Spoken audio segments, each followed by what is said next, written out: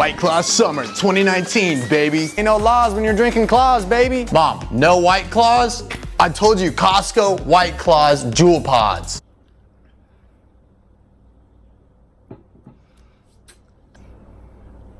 Okay.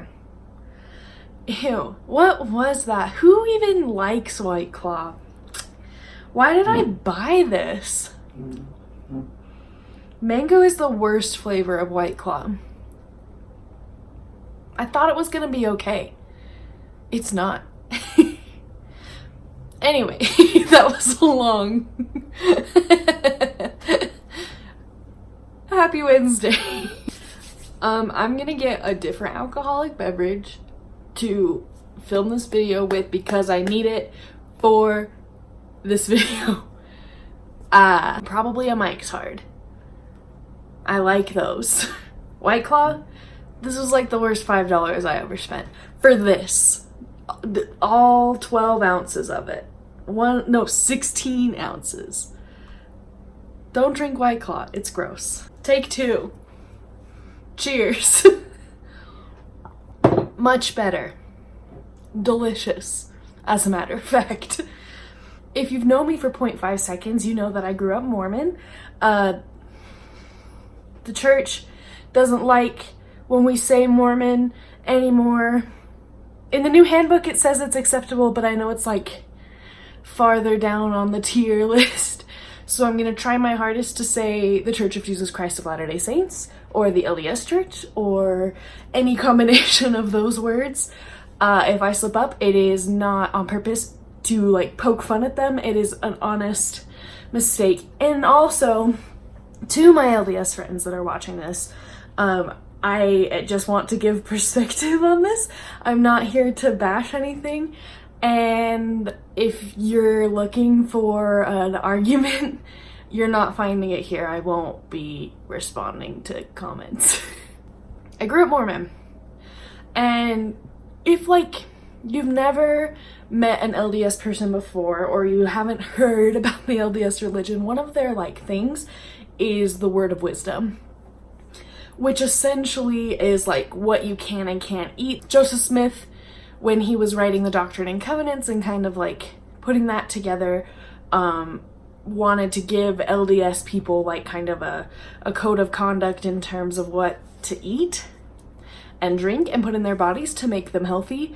So I'm just gonna tell you a little bit about it and then tell you what my life has been like with the word of wisdom after I've left the LDS church. This is from notlds.org, churchofjesuschrist.org. The word of wisdom is a law of health revealed by the Lord for physical and spiritual benefit of his children. On February 27th, 1833, as recorded in section 89 of the Doctrine and Covenants, the Lord revealed which foods are good for us to eat and which substances are not good for the human body. He also promised health, protection, knowledge, and wisdom to those who obey the word of wisdom. So they prohibit things like alcohol, and it says to eat red meat sparingly, and it talks about coffee and tea are prohibited. It says hot drinks, but hot chocolate is okay, and coffee and tea is not. So they say it's the caffeine, but soda's still okay. I'm very confused. And iced tea is not okay, and iced coffee is not okay. It's confusing. But like when you're LDS, you just kind of know it. It's so weird. When I left the church, I was in high school, and I was a really good kid. I didn't drink or smoke or do drugs or anything. I just wanted to leave the church because I hated how it felt as a woman, and none of my questions were getting answers, and I left the church because it was making me feel bad. And the church hates gay people, and I love gay people, so it was kind of like a thing that I just wanted the church out of my life because we had different standards socially and politically and so on. And then I moved away, and my very first roommates are some of my favorite people, and when I told them that I had just barely left the church shoot, my roommate Abby was like, well, we're gonna teach you to have fun. And I was like, yes, let's do it. So they would take me to coffee shops probably 3 times a week. We would go to a coffee shop and she would tell me what to order, and when I would try it, and if I didn't like it, I'd give it to her, which happened more often than not. I wanted to like coffee so bad, just out of like a rebellion type thing. And coffee isn't even like bad for you.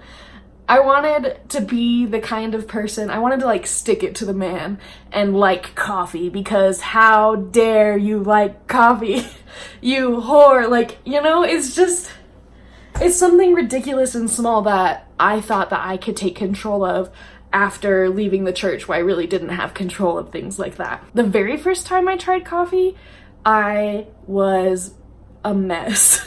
I was so miserable and I felt so bad and I felt dirty and I felt like gross and I felt like I was betraying something that like I felt like I was betraying like 8-year-old Lacey who decided to get baptized for the Lord, and not because she was 8 and everyone in her life had always done that, always. I don't know, I felt like a real person who had left the Mormon church, because I still dress modestly and I still like minimally swear and I'm a good person. I don't like steal or whatever. I still have morals even though I've left the LDS church, which is kind of a thing that LDS people like to say happens when you leave the church, is you lose your morals. I really wasn't like quote unquote sinning. I was just like being myself while not going to church or reading my scriptures or praying, until like I had coffee with my roommates all the time. And then I felt really like an ex-Mormon. I felt dirty and weird and strange. And then as like someone who's coming out of this like lifestyle, I'm gonna be real with you, some people call the LDS church a cult. As someone who has studied some cults in school, I would say it might be a cult, but not in like the Westboro Baptist Church or Jehovah's Witnesses kind of cult, but more like a cult with a lowercase c. So back to what I was saying. As someone that was coming out of like this mentality of my whole life being planned for me and all of my decisions being made for me, the LDS church really does get it in your head that when you do bad things, you're a bad person. And getting over that was a doozy for me.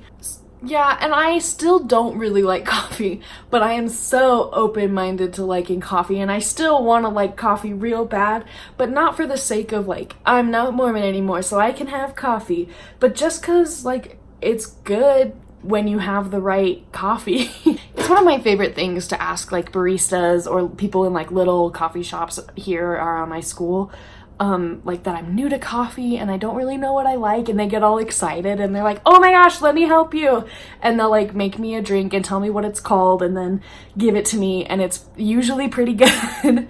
And it's a very fun like experiment to do if you ever want to try new coffee drinks. Ask the barista because you're new to coffee. Being indoctrinated in the LDS church when I was younger really did keep me from living a life, I think. I was a judgmental prick and I didn't care about people unless they were LDS, and I really think that the word of wisdom was part of it.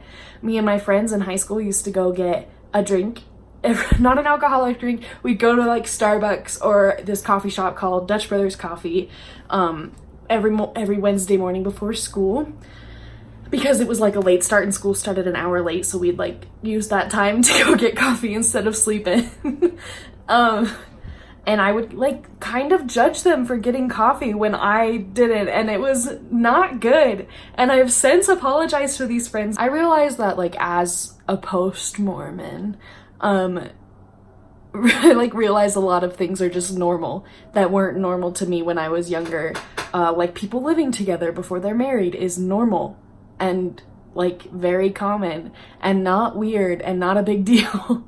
Getting a drink with dinner is not bad and not weird and totally normal and like super casual.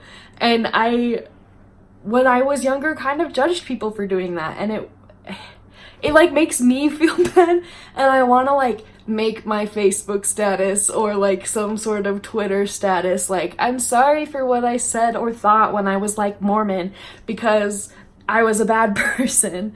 And I truly think that after leaving the church, I've become a more honest version of myself and a more like accepting version of myself.